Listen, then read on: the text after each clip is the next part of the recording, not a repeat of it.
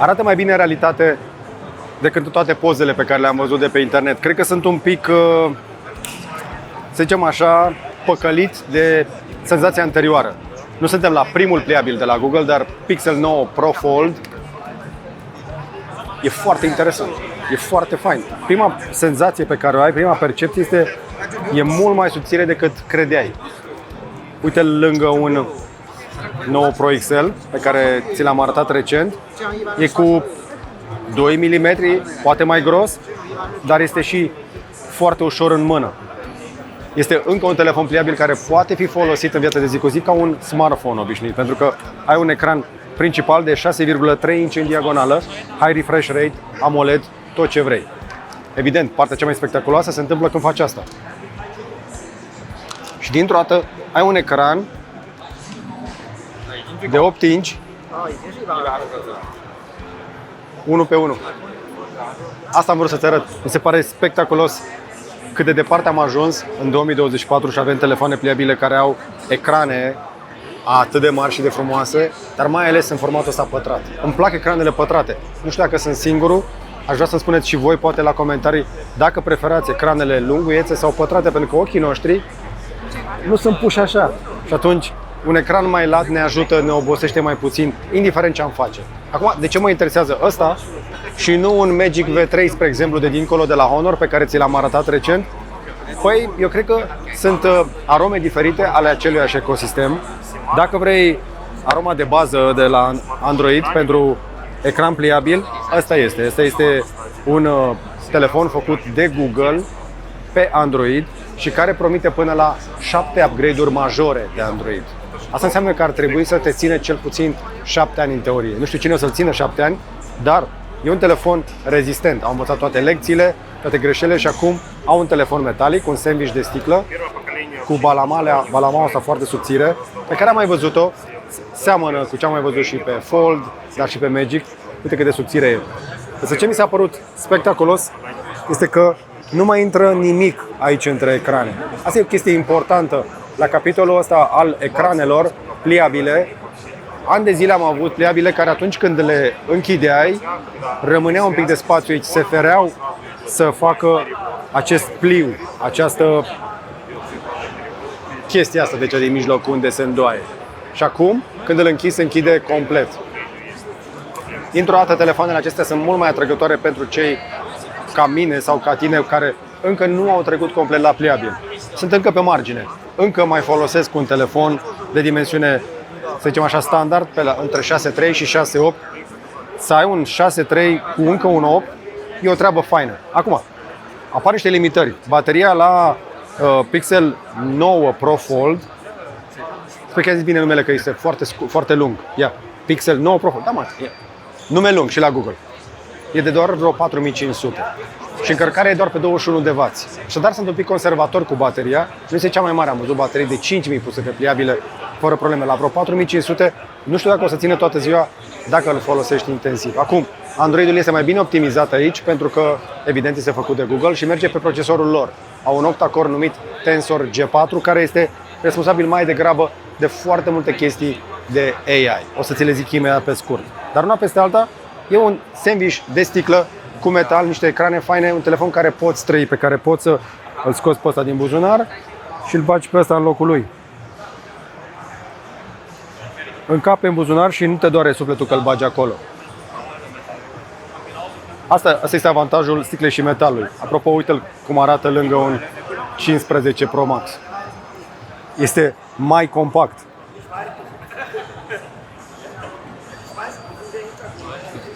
Hai să vorbim un pic și despre partea de camere, pentru că sunt unele mici diferențe față de 9 Pro XL pe care ți l-am arătat.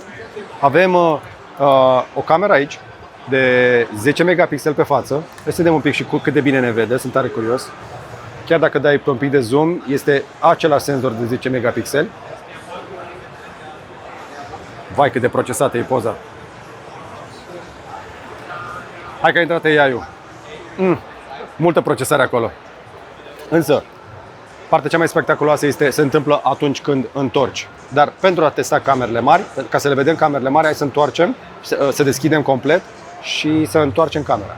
Și aici o să vezi cam 4 variante, dar de fapt în spate sunt 3 camere. Avem un 48 wide, 10 ultra wide și 10,8 telefoto. Și arată cam așa, avem acest ultra wide, 1x, cea mai bună cameră, 2x care este un crop și 5x care este acel 10,8.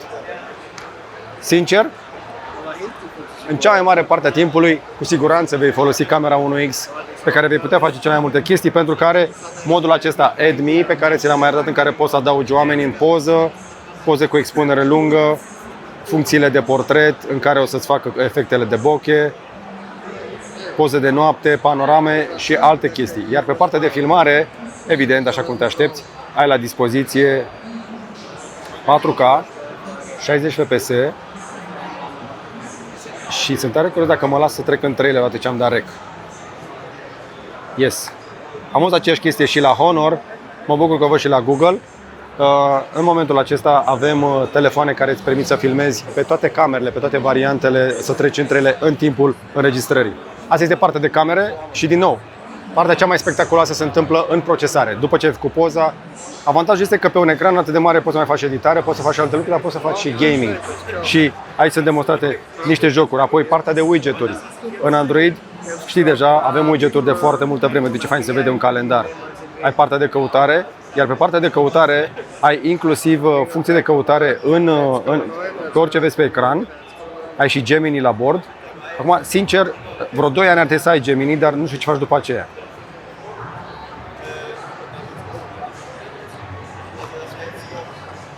Ai căutare, poți să cauți din nou ce ai pe ecran și toate funcțiile pe care le ai în Gemini. Ai Gemini Advanced inclus cu telefonul pentru o perioadă de cel puțin un an.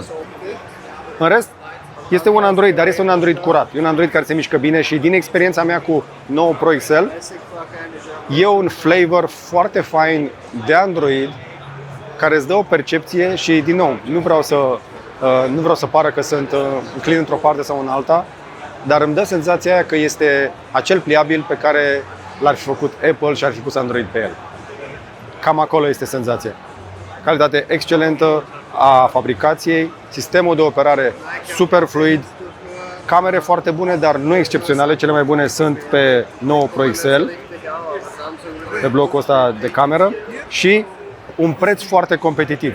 Din ce am observat eu, toate pliabilele de top în 2024 se opresc cu Q-Vai la 1999 pentru versiune de 512 GB de stocare și 12 sau 16 GB de RAM în funcție de producător.